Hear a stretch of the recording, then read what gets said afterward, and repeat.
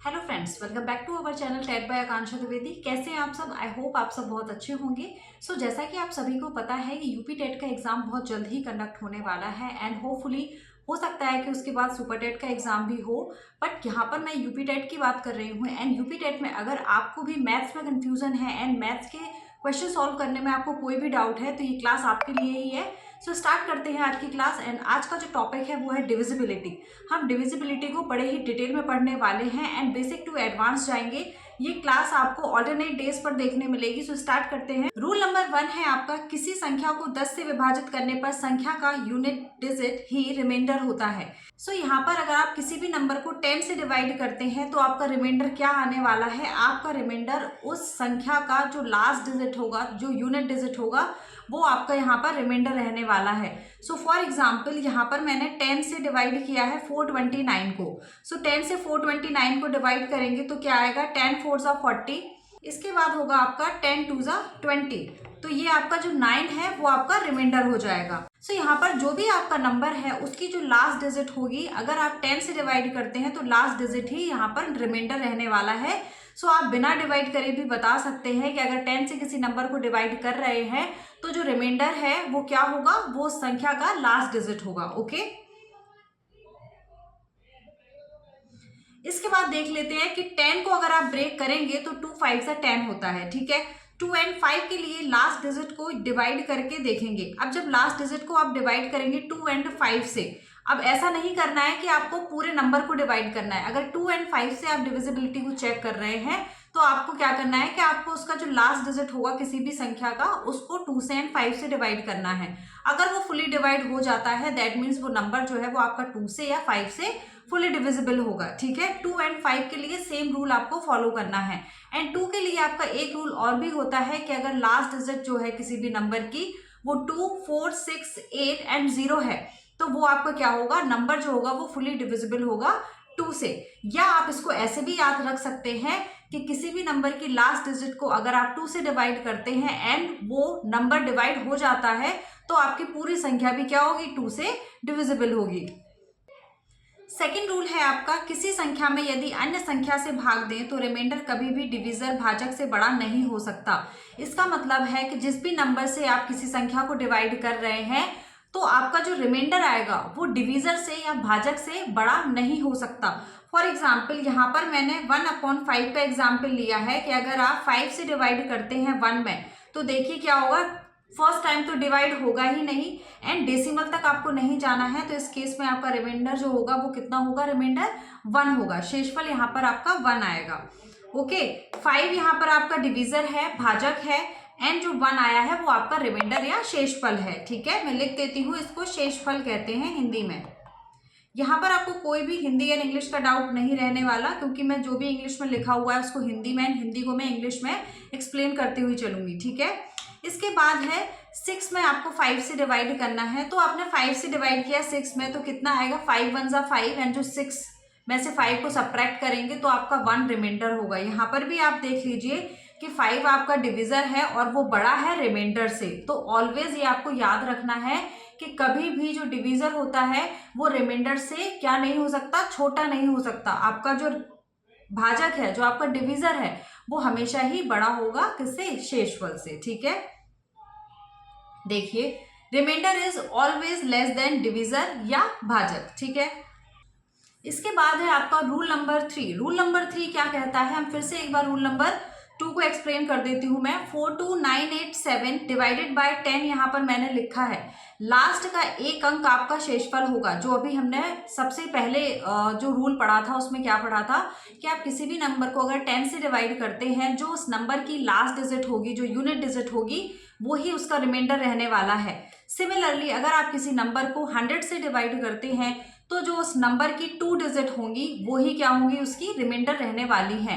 ये same rule follow होगा आपके 100 से डिवाइड करने में एंड सेम रूल फॉलो होगा आपका 1000 से डिवाइड करने में। तो अगर आप 1000 से किसी नंबर को डिवाइड कर रहे हैं तो क्या होगा कि 1000 से डिवाइड करने पे जो नंबर है और उसकी जो लास्ट 3 डिजिट है वो ही आपकी रिमाइंडर रहने वाली है। जैसे यहाँ पर हम 100 से डिवाइड करेंगे 42987 को। ठीक है, यहाँ पर 42987 को हमने डिवाइड किया तो 400 आया, सबसे पहले 4 टाइम्स डिवाइड होगा, then 2 times and then 9 times, and आपका जो रिमाइंडर होगा वो 87 बचेगा।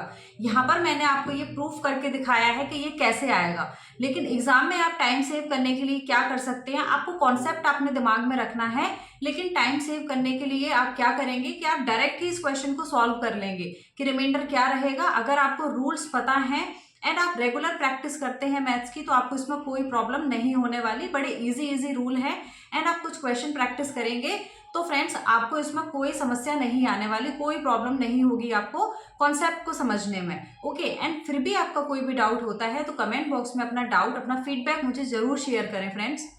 Now we come to next. Okay, rule number 4 जो मैं आपको ऑलरेडी एक्सप्लेन कर चुकी हूँ। 7289 यहाँ पर एक नंबर है और हमें 1000 से डिवाइड करना है। तो जब हम 1000 से डिवाइड करेंगे तो ये 7 टाइम्स आपका डिवाइड होगा 7000, एंड जो आपका रिमाइंडर है वो यहाँ पर 289 बचेगा। ठीक है, यही मैंने आपको बताया था कि अगर 1000 से डिवाइड करेंगे तो 1000 में 3 जीरो होते हैं, एंड उस नंबर के जो लास्ट 3 डिजिट होंगे वही आपके क्या होंगे, रिमाइंडर होंगे।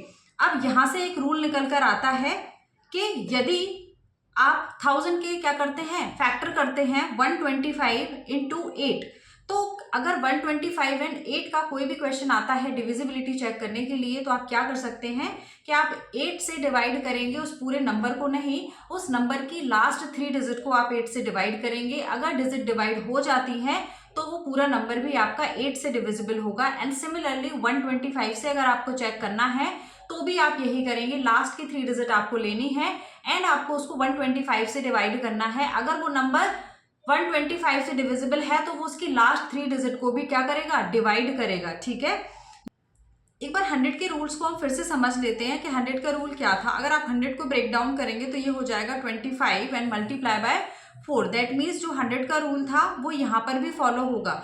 अगर आपको किसी भी नंबर की डिविजिबिलिटी को चेक करना है, जैसे आपको 4 एंड 25, सो फ्रेंड्स अगर आपको 4 एंड 25 से डिविजिबिलिटी को चेक करना है तो आप क्या करेंगे, आप उस पूरे नंबर को डिवाइड नहीं करेंगे, आप उस नंबर की लास्ट 2 डिजिट को 4 से डिवाइड करके देखेंगे। अगर वो नंबर 4 से डिविजिबल है तो वो उस लास्ट 2 डिजिट को क्या करेगा, फुल्ली डिवाइड करेगा। सिमिलरली अगर 25 से आपको डिविजिबिलिटी चेक करनी है तो उस नंबर के लास्ट 2 डिजिट में आपको डिवाइड करके देखना है। अगर वो लास्ट 2 डिजिट को डिवाइड कर देता है तो वो संख्या को फुली डिविजिबल कर देगा। ठीक है, तो ये 4 और 25 का रूल रहेगा। तो आपको याद रखना है कि 10 का हमने 2 इंटू 5 देखा था, एंड 100 का आपने देखा है 25 इंटू 4, एंड हमने 1000 का देखा 125 इंटू 8। तो यही रूल आपको फॉलो करने हैं और इससे आपके क्वेश्चन बड़े जल्दी सॉल्व होंगे। इसके बाद आ जाते हैं हम कुछ क्वेश्चन पे, सो दैट कि आपको कॉन्सेप्ट क्लियर हो जाए कि अप्लाई कैसे करना है इसको।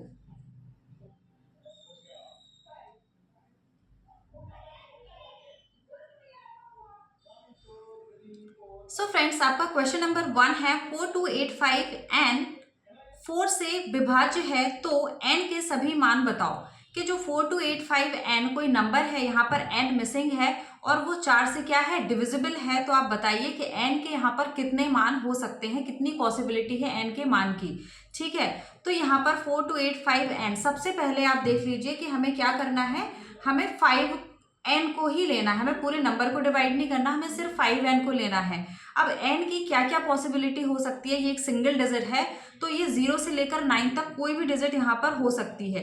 अब आप देख लीजिए कि 50 यहाँ पर आया, 5050। ठीक है, तो क्या 5050 आपका 4 से डिविजिबल है, नहीं है। 51 भी नहीं है, 52 आपका 4 से डिविजिबल होगा, 53 भी नहीं होगा, 54 भी नहीं है, 55 भी नहीं है, 56 आपका 4 से डिविजिबल है, 57, 58 एंड 59 ये नंबर भी आपके क्या है, 4 से डिविजिबल नहीं है। तो यहाँ पर सिर्फ 2 ही नंबर ऐसे हैं जो क्या है, 4 से डिविजिबल होंगे, दैट इज 52 एंड 56। तो यहाँ पर हमारी n की जो वैल्यू आ जाती है वो क्या हो गई, 2 एंड 6, ये हमारी n की पॉसिबल वैल्यू हो जाएंगी। ठीक है, सो हो सकता है कि आंसर में सिर्फ 2 दिया हो तो 6 नहीं दिया होगा आपको, या हो सकता है कि वहां पर 2 ऑप्शन का भी आंसर आपका सही हो कि बोथ आर करेक्ट, तो ये भी आपको ऑप्शन देखने मिल सकते हैं। Okay, now we come to next question. Next question है आपका जिसमें आपको 8 से डिविजिबिलिटी चेक करनी है। 4 की डिविजिबिलिटी एंड 8 की डिविजिबिलिटी का क्वेश्चन यूपी टेट में, सुपर टेट में, सभी टेट एग्जाम में बहुत पूछा जाता है। एंड किसी भी टीचिंग एग्जाम की अगर आप प्रिपरेशन कर रहे हैं तो आप इस वीडियो को देख सकते हैं। 4 2 9 6 7 8 से डिविजिबल है, विभाज्य है, तो n का मान बताइए, n का मान आपका क्या होगा? 429678। अब यहाँ पर आपको पूरे नंबर को डिवाइड नहीं करना है, फिर से यहाँ पर आपको लास्ट के 3 नंबर लेने हैं। तो यहाँ पर वो 3 नंबर क्या है? 6, 7, n। अब n की वैल्यू आपको बतानी है। फिर से जो आपका n है वो सिंगल डिजिट है, सिंगल डिजिट में आपके 0 से 9 तक की पॉसिबिलिटी हो सकती है। तो देख लेते हैं कि क्या सही होगा, ठीक है। तो सबसे पहले 6, 7, n को आपने 8 से डिवाइड करके देखा, सो 8 8 से 64 हो गया ये। इसके बाद आपका 3 आया एंड n, तो ये हो गया 3n। अब आप बताइए कि 8 की टेबल में ऐसा कौन सा नंबर है जो स्टार्टिंग में जिसके 3 आता है। तो जब आप टेबल पढ़ेंगे 8 की तो आप देखेंगे कि कितना होता है, 8 4 32 होता है। ओके, तो 8 4 आपका 32 है। दैट मीन्स यहाँ पर जो n की वैल्यू है आपकी वो कितनी होगी? 2 होगी, क्योंकि 32 के अलावा यहाँ पर कोई भी नंबर नहीं आ सकता। आप 2 के अलावा यहाँ कुछ भी पुट करके देखेंगे वो 8 से डिविजिबल नहीं होगा, क्योंकि 8 के टेबल में सिर्फ 32 आता है। तो यहाँ पर आपकी वैल्यू जो है वो आ जाती है 2। n की वैल्यू आपकी 2 होगी एंड यही आपका फाइनल आंसर होगा। तो इस तरह से अगर आप रूल्स को पढ़ेंगे एंड कॉन्सेप्ट करेंगे तो फ्रेंड्स आपको ज़रूर समझ में आएगा, चाहे आपका मैथ्स बैकग्राउंड हो या नहीं हो। मैंने आपको बड़े बेसिक से एडवांस लेवल तक समझाने की कोशिश की है कि आप चाहे मैथ्स बैकग्राउंड आपका हो या ना हो और आपको क्लास समझ में आनी चाहिए, यही मेरा पर्पस है। एंड तो फ्रेंड्स, वीडियो के एंड में मैं आपसे यही कहूँगी कि अगर आपको क्लास अच्छी लगी हो, वीडियो इन्फॉर्मेटिव लगी हो, तो प्लीज़ चैनल को सब्सक्राइब करना ना भूलें।